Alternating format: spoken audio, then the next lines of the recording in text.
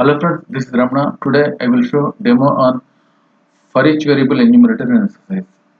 So how to load the data into the database tables using this for each variable enumerator. So this is one of the enumerator at the time of using the for each loop container. There are enumerators in the SSIS in for each loop container. Item enumerator, file enumerator, edu.net enumerator.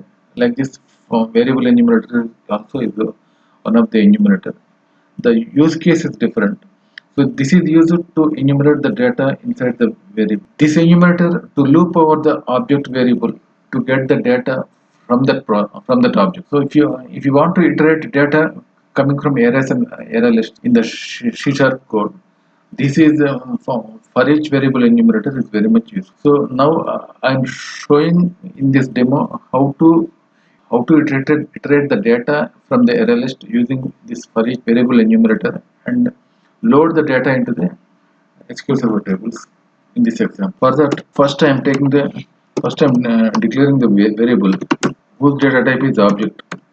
Every time at the time of creating the variables, we use the string data types or int. Now in this case, we use the object data type.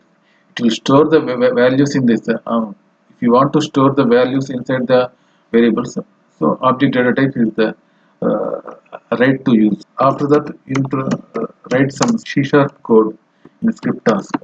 There you need to create one new array list and add those values into this given variable in the code.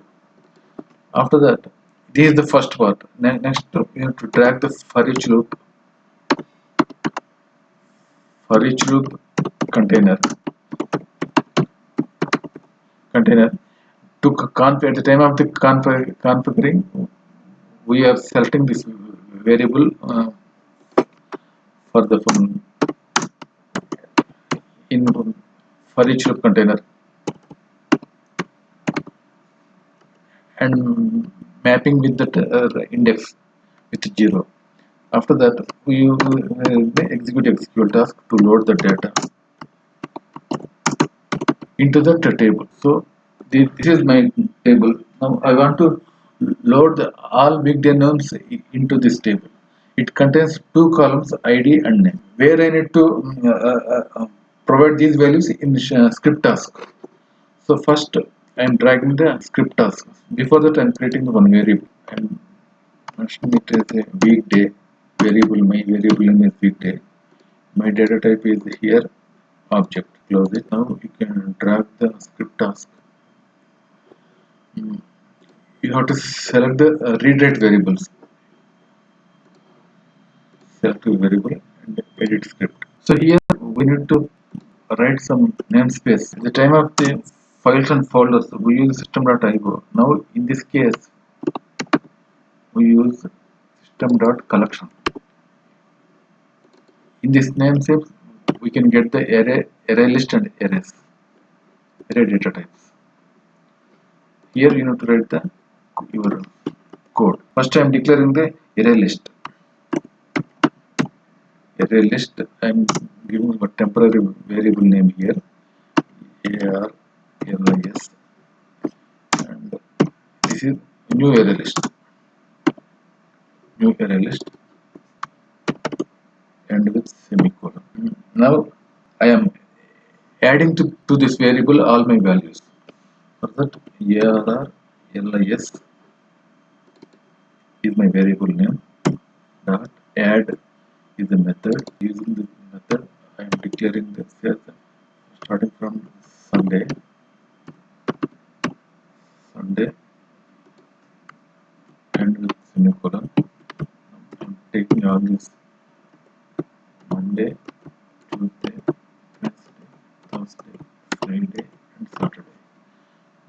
We change this value names. Monday, Tuesday, Wednesday,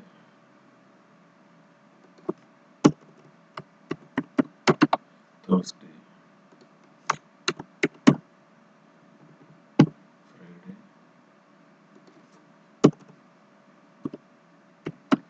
Saturday. So after adding all these values, Now we need to add these values to our user variable by dts dot variables. Dts dot variables, and in this you can select your user variable that was created at the time of the beginning of the package. This is weekday, and paste it here. Just you need to declare the array list, some variable name, and add new array list.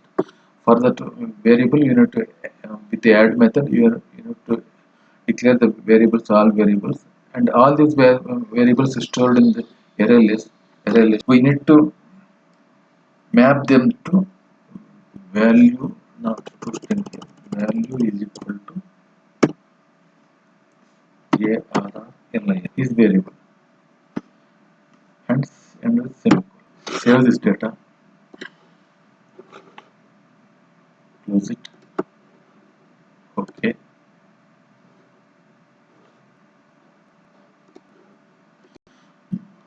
Now script task configuration is done. Now we need to drag the ForEach loop container. Connect the script task to this ForEach loop container. Double click, edit, collection. See here, item enumerator, file enumerator, edu enumerator, edu.net schema, row set enumerator. Now we are using the ForEach from variable enumerator. This one, and select the your user variable weekday. Go to mappings, select the weekday, and by default it will take the 0. Index start with 0. Okay. Configuration is done. Now you can drag the execute SQL task inside for each loop container.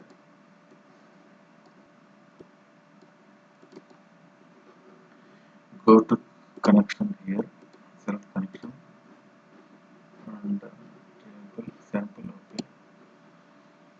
Direct input. Now I want to execute the insert statement here. So here, if you want to see the design of this table,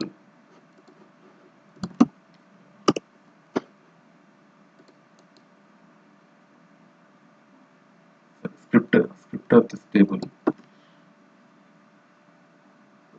day ID name, only two columns there are there in this weekday table.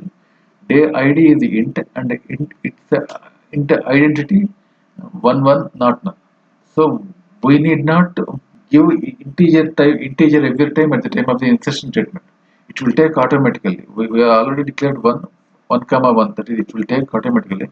Just we need to write the script task for the for name part only. For that I am using the insert statement here. Insert into tables, weekday tables, name,